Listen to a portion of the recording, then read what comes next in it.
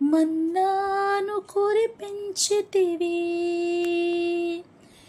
యెహోషువ నా ముందున్నటువంటి సమస్యల నుంచి నేను ఎలా తప్పించుకోగలను? నా ముందున్నటువంటి సమస్యను చూసి నేను భయపడతా ఉన్నాను. నా ముందున్నటువంటి సమస్యల నుంచి నేను ఎలా బయటికి రాగలను? నా ముందున్న సమస్య నేను ఎలా ముందుకు సాగగలను? నా కుటుంబాన్ని ఎలా పోషించుకోగలను? నా పరిచర్యను ఎలా నడిపించగలను? నా ఉద్యోగాన్ని ఎలా చేయగలను? నా ముందు పెద్ద సమస్య కనిపిస్తూ ఉంది. నేను ఎలా బయటికి రాగలను ఆ సమస్యలో నుంచి? ప్రభువును రక్షకుడైన యేసు క్రీస్తు నామంలో మిరాకిల్ ఫ్యామిలీ మినిస్ట్రీస్ తరపున మీ అందరికీ నా హృదయపూర్వక వందనాలు తెలియజేస్తూ ఉన్నాను.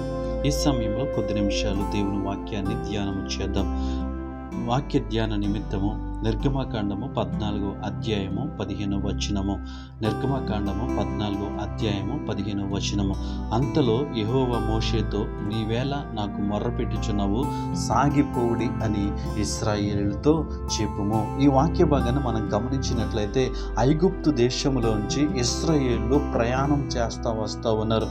ఐగుప్తు బానిసత్వం నుండి, ఐగుప్తులో వారు పెట్టినటువంటి హింసల నుండి, వారు పెట్టినటువంటి బాధ నుంచి దేవుడు విడిపించడానికి ఇశ్రాయేలు ప్రజల్ని తీసుకున్నటువంటి సందర్భంలో వీళ్ళు ప్రయాణం చేస్తూ ఎక్కడికి వచ్చారు అంటే ఎర్ర సముద్రం దగ్గరికి వచ్చారు. ఒకసారి ఈ ఎర్ర సముద్రంను సమీపిస్తూ ఉన్నప్పుడు వీళ్ళు వెనక్కి తిరిగి చూసినప్పుడు ఎవరు కనిపిస్తున్నారు అంటే నిర్గమకాండము 14వ అధ్యాయము 10వ వచనము.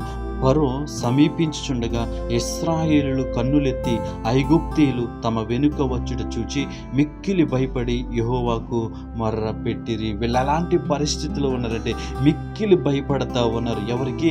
ఫరో రాజు సమీపిస్తూ ఉన్నప్పుడు వీళ్ళు మిక్కిలి భయపడి యెహోవాకు మొర్ర పెట్టిరి. యెహోవాకు మొర్ర పెడుతున్నారు. ఎందుకంటే వాళ్ళకి భయము ఆవరించి ఉంది. వెనక చూస్తే శత్రువులు వస్తున్నారు, ఎదురుగా చూస్తే సముద్రము కనిపిస్తుంది. ఇంక నా పరిస్థితి అయిపోయింది, ఇంకా మా బ్రతుకులు అయిపోయాయి, మా జీవితాలు ఎక్కడితో అయిపోయాయి, ఇంక మేము జీవించే పరిస్థితి లేదు, ఇంక మేము బ్రతికి పట్టకట్టే పరిస్థితి లేదు అని వీళ్ళు మొర్ర పెడతా ఉన్నారు. ఇంకా మనం ముందుకెళ్ళి 7వ వచనాన్ని మనం చూసినట్లయితే, 6వ వచనం 7వ వచనాన్ని చూసినట్లయితే, అంతటా అతడు తన రథములను సిద్ధపరచుకుని తన జనములను తనతో కూడా తీసుకుని పోయాను. మరియు అతడు శ్రేష్టమైన 600 రథములను, ఐగుప్తు రథములన్నింటినీ వాటితో ప్రతి దాని మీద అధిపతులను తోడుకుని పోయాను. ఎంత సైన్యంతో వస్తున్నాడు అంటే 600 రథములు, ప్రతి రథము మీద ఒక అధిపతిని పెట్టి ఇశ్రాయేలు వెనకాల తవురుతా వస్తూ ఉన్నారు. ఇశ్రాయేలు నడుస్తూ ఉన్నారు, వెనకాల రథాలు పరిగెట్టుకుంటూ వస్తూ ఉన్నాయి. వీళ్ళు నడుస్తూ ఎక్కడికి వచ్చారంటే ఎదురుగా ఎర్ర సముద్రము కనిపిస్తూ ఉంది. ఇక్కడికి వచ్చి వెనక్కి తిరిగి చూసినప్పుడు వీళ్ళు మిక్కిలి భయపడి 10వ వచనములో మనం చూసినట్లయితే, తమ వెనక వచ్చుట చూచి మిక్కిలి భయపడి యెహోవాకు మొర్ర పెట్టిరి. దేవునికి ప్రార్థన చేస్తూ ఉన్నారు. ఎదర సముద్రము కనిపిస్తూ ఉంది, వెనకాల ఫరో రాజు వస్తూ ఉన్నాడు. 600 రథములు, ప్రతి రథము మీద అధిపతులు ఉన్నారు. వీళ్ళందరూ తవురుకుంటా వస్తూ ఉంటుంటే ఎదురుగా ఎర్ర సముద్రము కనిపిస్తూ ఉంది. ఇశ్రాయేలు ప్రజలు మిక్కిలి భయపడి దేవునికి ప్రార్థన చేస్తూ ఉన్నారు. ఇంకా కింద వచనాలు చూస్తే వారు మాట్లాడేటువంటి మాటలు మాకు ఆ బానిస బ్రతుకే బాగుంది, అక్కడ సమాధులు లేవని ఇక్కడికి తీసుకొచ్చావా? వారి మనస్సులో వస్తున్నటువంటి సంఘర్షణతో కూడినటువంటి ఆ మాటలు, వేదనతో కూడినటువంటి మాటలు, బాధతో కూడినటువంటి మాటలు వాళ్ళు మోషేతో మాట్లాడుతూ ఉన్నారు. అలాంటి పరిస్థితుల్లో వెనక ఫరో రాజు సైన్యము 600 రథములు, శ్రేష్టమైన రథములు తౌరుకొస్తూ ఉన్నాయి. ఇశ్రాయేలు నడుస్తూ వెళ్తూ ఉన్నారు. ఎదురుగా చూసినప్పుడు ఎర్ర సముద్రము కనిపిస్తూ ఉంది. అలాంటి సందర్భంలో దేవుడైన యెహోవా మోషేతో మాట్లాడుతున్నటువంటి ఒక మాటను మనం చూస్తూ ఉన్నాం. అంతలో యెహోవా మోషేతో, నీవేళ నాకు మొర్రపెట్టుచున్నావు, సాగిపోవుడి అని మోషేతో దేవుడు మాట్లాడుతూ ఉంటే ఆ మాటను తీసుకొచ్చి తనతో ఉన్నటువంటి ఇశ్రాయేలు ప్రజలకు ఆ మాట చెప్తూ ఉంటే ఇశ్రాయేలు ప్రజలు నవ్వుతూ ఉండొచ్చు. ఇశ్రాయేలు ప్రజలు హేళన చేస్తూ ఉండొచ్చు. ఏంటి ఈ మాటలు, ఏంటి మా పరిస్థితి, ఎదర సముద్రం కనిపిస్తూ ఉంది, వెనకాల పరో సైన్యం వస్తూ ఉంది, మేము ఎక్కడికి సాగిపోము, మేము ఎలా సాగిపోము, ఈ సముద్రంలోంచి ఎలా నడవగలము అని వాళ్ళు బాధపడుతున్నటువంటి పరిస్థితి నిజమే. ఈరోజు మన కుటుంబ పరిస్థితులు ఎలా, ఈరోజు ఈ లోకంలో మనం జీవిస్తూ ఉన్నప్పుడు మన కుటుంబ పరిస్థితులు ఏ విధంగా ఉన్నాయి, మన వ్యాపారము ఏ విధంగా ఉంది, మనం చేస్తున్నటువంటి ఉద్యోగము ఏ విధంగా ఉంది, ఈ విధంగా ఉండొచ్చు. బహుశా ఎదరికి వెళ్దామంటే వెళ్ళలేని పరిస్థితి, వెనక్కి వద్దామంటే రాలేని పరిస్థితి, ఎలా బ్రతకాలో అర్థం కాని పరిస్థితి, ఎలా జీవించాలో తెలియని పరిస్థితి, ఇలాంటి అగమ్య గోచర పరిస్థితుల్లో ఉంటే ఈ వాక్యము నీ కోసమే దేవుడు మాట్లాడుతూ ఉన్నాడు. మోషేతో అంటున్నాడు కదా, నీవేళ నాకు మొర్రపెట్టుచున్నావు, సాగిపోవుడి అని ఇశ్రాయేలుతో చెప్పుము. ఇశ్రాయేలుతో ఈ మాట చెప్పగానే ఇశ్రాయేలుకు మరింత కోపం వచ్చి ఉండొచ్చు. కానీ ఎదుట ఎలాంటి పరిస్థితులున్నా, నీ వెనుక ఎలాంటి పరిస్థితులున్నా నువ్వు ఆగిపోవద్దు, నువ్వు సాగిపో. ఎర్ర సముద్రాన్ని నేను పాయలుగా చీలుస్తాను. నిర్గమకాండము 14:21 మోషే సముద్రము వైపు తన చెయ్యి చాపగా యెహోవా ఆ రాత్రి అంత బలమైన తూర్పు గాలి చేత సముద్రమును తొలగించి దాన్ని ఆరిన నేలగా చేశాను. దేవునామానికి మహిమ కలుగునుగాక. ఈ వాక్యం ఇచ్చిన ప్రియ సహోదరుడా, నీ ఎదుట ఎలాంటి పరిస్థితులు కనిపిస్తూ ఉన్నాయి, దేవుడు ఆ రాత్రి అంతా కూడా ఆ తూర్పు గాలి చేత ఎర్ర సముద్రమును పాయలుగా చేసినట్లుగా నీ ఎదురుగా ఉన్నటువంటి సమస్యలను, నీ ఎదురు సాగలేను, నేను ఎదరికి అడుగు కూడా వెయ్యలేనటువంటి పరిస్థితులు నాకున్నాయని నువ్వు బాధపడుతూ ఉంటుంటే ఈ సమయంలో దేవుని వాక్యం సెలవిస్తుంది. ఇశ్రాయేలులు ఎదురుగా ఉన్నటువంటి ఎర్ర సముద్రమును చూసి దేవుడు మాట్లాడుతూ ఉన్నాడు మోషేతో, సాగిపోవుడి అని. మోషే తన చెయ్యి చాపినప్పుడు ఎర్ర సముద్రము ఆ తూర్పు గాలి చేత 2 పాయలుగా చీలిపోయింది. దేవుని నామానికి మహిమ కలుగునుగాక. ఈ వాక్యం వింటున్న నీ జీవితంలో ఎలాంటి పరిస్థితులు ఉన్నాయి, నేను ఎలా బ్రతకాలి అని ఆలోచన చేస్తున్నావేమో, నేను ఎలా జీవించాలని ఆలోచన చేస్తున్నావేమో, నా కుటుంబాన్ని ఎలా పోషించుకోవాలని ఆలోచన చేస్తున్నావేమో, నీకు ఎలాంటి సమస్యలు నీకు ఎదురుగా కనిపిస్తూ ఉన్నాయి. ఆ సమస్యలను బట్టి దిగులు పడకు, ఆ సమస్యలను బట్టి బాధపడకు, ఆ సమస్యలను బట్టి కుమిలిపోకు. కానీ నీ ఎదుట ఎలాంటి సమస్యలున్నా దేవుని వైపు చూడు.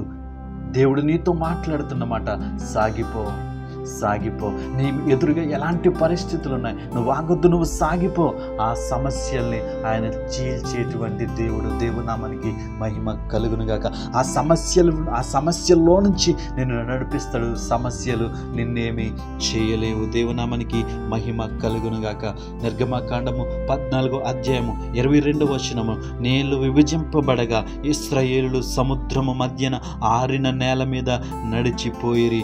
ఆ నీళ్లు వారి కుడి ఎడమల ప్రక్కగా వారికి గోడగా నుండెను. దేవునామానికి మహిమ కలుగునుగాక. ఏ నీరు వారి మీదకు ముంచేస్తాయని భయపడరో, ఏ నీటిలో మేము మునిగిపోతామని వేదన చెందరో, ఏ నీటిలో మేము చనిపోతాము, ఏ నీటిలో మేము మరణమైపోతాము అని భయపడ్డారో ఆ నీరు వారికి ఏమి చేసిందంటే గోడలుగా నిలబడ్డాయి, వారికి రక్షణగా నిలబడ్డాయి. ఈ వాక్యం వింటున్న నా ప్రియ సహోదరుడా, నీవు ఏ సమస్యలను చూసి అయితే భయపడుతున్నావు, నువ్వు ఆ సమస్యల్లోకి వెళ్ళి నిలబడగానే ఆ సమస్యలు చీలిపోతాయి. ఆ సమస్యలే ఇంకా సమస్యలు రాకుండా అడ్డుగా నిలబడతాయి. అలాంటి పరిస్థితుల్లోంచి దేవుడు నిన్ను నడిపిస్తూ ఉన్నాడు. ఈ మాటలు నీతో మాట్లాడుతున్నాడు. నువ్వు ఎలాంటి పరిస్థితులు ఈ వాక్యం ఇచ్చినావో నాకు తెలీదు, కానీ నీ పరిస్థితులను ఎరిగిన దేవుడు నీతో మాట్లాడుతూ ఉన్నాడు. ఈ విషయాన్ని జ్ఞాపకం తెచ్చుకొని, ఈ విషయాన్ని నీ హృదయంలో జ్ఞాపకం తెచ్చుకొని దేవుని వైపు నువ్వు చూస్తున్నట్లయితే ఇశ్రాయేలులు ఎర్ర సముద్రములో నడిచినట్లుగా నువ్వున్న పరిస్థితుల్లోంచి ఆయన నిన్ను నడిపించగల సమర్థుడు. ఆయన నిన్న నేడు నిరంతరము ఏకరీతిగా ఉన్న దేవుడు. ఆయనకు అసాధ్యమైనది ఏది లేదు. నా ప్రియ సహోదరుడా, సాగిపో. నీ పరిస్థితులు ఎలా ఉన్నాయి, సాగిపో. నీ పరిస్థితులను చూసి నువ్వు ఆగిపోకు. నీ కుటుంబ పరిస్థితులను చూసి నువ్వు ఆగిపోకు. నీకున్నటువంటి పరిస్థితులను బట్టి నువ్వు వెనకంజ వేసి ఆగిపోయి అక్కడే ఉండగానే సాగిపో.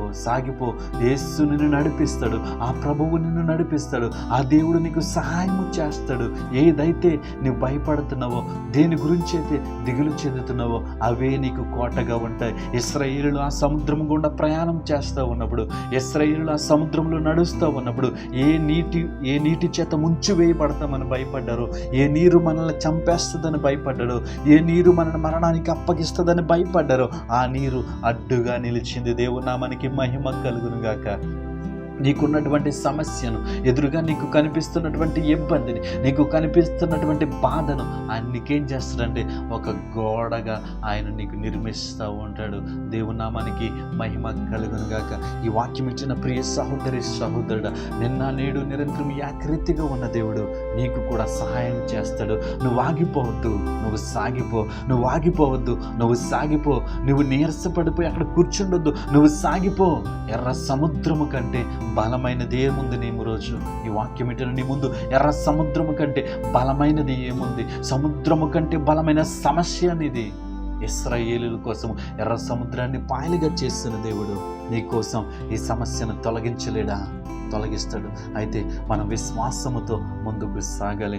దేవుని మాట మీద నమ్మకం ఉంచాలి. మోషే దేవుని యొక్క మాటను అంగీకరించాడు కాబట్టి, దేవుని యొక్క మాట మీద విశ్వాసం ఉంచాడు కాబట్టి ఆ యొక్క సముద్రము వైపు మోషే చేయి చాపాడు. 21వ వచనం మనం చూసినట్లయితే మోషే సముద్రము వైపు తన చెయ్యి చాపగా యెహోవా ఆ రాత్రి అంతయు ఏం చాపాడు? తన చెయ్యి చాపాడు. ఈరోజు ప్రార్థన చేసుకుని నీ చెయ్యి చాపు. నీ సమస్యలకి ఈరోజు ప్రార్థన చేసుకుని నీ సమస్యలకి నీ హస్తము చూపించు. దేవుడు నీ సమస్యని లేకుండా తొలగిస్తాడు. ఆ సమస్యలోంచి నిన్ను నడిపిస్తాడు. సమస్యలు నిన్నేమి చేయలేవు. ఇశ్రాయేలు ప్రజలను సముద్రం ఏమీ చేయలేకపోయింది, దేవుని మాటకు లోబడింది. ఎప్పుడైతే మోషే తన చెయ్యి చాపాడో తూర్పు గాలి చేత ఆ సముద్రమును 2 పాయలుగా విభజించిన దేవుడు ఈరోజు నువ్వు ప్రార్థన చేసి దేవుని సన్నిధిలో నీ చేతిని చాపు సమస్య వైపు. ఆ సమస్యను దేవుడు పాయలుగా చీల్చేస్తాడు. నీ వెనకాల తోరుకు వస్తున్నటువంటి ఐగుప్తీల్ని ఇంక నీవు చూడవు. ఆ నీటిలో వారు కొట్టుకుని పోతారు. నీ సమస్యలు వాడు కొట్టుకుని పోతారు. ఆ సమస్యలు నేనేమి చేయవు. నీ వెనకాల ఎలాంటి శత్రువులు నేను తవురుతూ ఉన్నారు, నీ వెనకాల ఎలాంటి ఇబ్బందులు నిన్ను తవురుతూ ఉన్నాయి, ఎటువంటి శ్రమలు నిన్ను తవురుతూ ఉన్నాయి. ఈ సమయంలో దేవుడు మాట్లాడుతూ ఉన్నాడు. నువ్వు సాగిపో, వెనక్కి తిరిగి వాటిని చూడొద్దు. నువ్వు సాగిపో. ఎలాంటి పరిస్థితులు ఉన్నాయి ప్రభా, నేను ఎలా సాగిపోను ప్రభా అని అనుకుంటున్నావేమో. నువ్వు సాగిపో, నేను నీకు సహాయం చేస్తానని ఈ వాక్యం ద్వారా దేవుడు హెచ్చరిస్తూ ఉన్నాడు. ఈ వాక్యం ద్వారా దేవుడు నిన్ను బలపరుస్తూ ఉన్నాడు. ఈ వాక్యం ద్వారా దేవుడు నన్ను బలపరుస్తూ ఉన్నాడు. ఈ వాక్యం ద్వారా దేవుడు మన జీవితాల్లో గొప్ప కార్యము చేయాలని ఆశపడుతూ ఉన్నాడు. కాబట్టి దేవుని సన్నిధిలో నువ్వు ప్రార్థించి నీ హస్తము ఆ సమస్య వైపు చూపగానే, నీ హస్తము ఆ శత్రువు వైపు చూపగానే, నీ సమస్యను దేని చేత అయితే నువ్వు బాధపడతావు దాని వైపుకు నీ హస్తము చాపగానే దేవుడు ఆ సమస్యలో నుంచి నిన్ను నడిపిస్తాడు. ఆ సమస్య నేనేమి చేయలేదు. దేవుని నామానికి మహిమ కలుగును గాక. దేవుని నామానికి మహిమ కలుగును గాక. ఈ వాక్యమును బట్టి ధైర్యము తెచ్చుకొని, విశ్వాసము తెచ్చుకొని, నిరీక్షణ తెచ్చుకొని ఎదుటటువంటి సమస్యను చూస్తూ ప్రార్థన చేయి. ప్రార్థన చేసి నీ చేతిని చాపు. నీ సమస్యను దేవుడు తొలగిస్తాడు. ఆ సమస్యలోంచి నిన్ను తీసుకెళ్తాడు. కానీ ఆ సమస్య నిన్నేమి చేయలేదు, ఆ ఇబ్బంది నిన్నేమి చేయలేదు. ఎలాంటి సమస్య నీకు కనిపిస్తూ ఉంది, ఎలాంటి ఇబ్బంది నీకు కనిపిస్తూ ఉంది, ఎలాంటి శ్రమ నీకు కనిపిస్తూ ఉంది, నీ ఎదురుగా ఆగిపోవద్దు, సాగిపో. మళ్ళీ చెప్తున్నాడు, ఆగిపోవద్దు, సాగిపో. ఇది దేవుని మాటగా నువ్వు అంగీకరించినట్లయితే, నువ్వు ఎలాంటి పరిస్థితుల్లో ఉన్నా, నీ ఎదురుగా ఎలాంటి పరిస్థితులు కనిపిస్తూ ఉన్నా, దేవుని మాట యందు విశ్వాసం ఉంచి ప్రార్థించి నీ చేతిని చాపినప్పుడు దేవుడే ఆ సమస్యలో నుంచి నేను నడిపిస్తాడు. సమస్య నేనేమి చేయలేదు. అట్టి కృప దేవుడు మనకి అనుగ్రహించును గాక. పరిశుద్ధుడ, ప్రేమగల తండ్రి, గొప్ప దేవుడా, నీకు వందనాలు. ఈ వాక్యం ద్వారా మాతో మాట్లాడినందుకు నీకు వందనాలు. మేము ఆగిపోకుండా సాగిపోవడానికి నీ కృప చూపించండి. మేము ఎలాంటి పరిస్థితుల్లో ఉన్నా నీ యందు విశ్వాసముతో, నీ యందు నమ్మకముతో ముందుకు సాగటానికి నీ కృప చూపించమని, ఈ వాక్యం విన్న ప్రతి బిడ్డ జీవితంలో కార్యము చేయమని యేసు నామములో అడిగి వేడుకుంటున్నాం పరమ తండ్రి. ఆమేన్.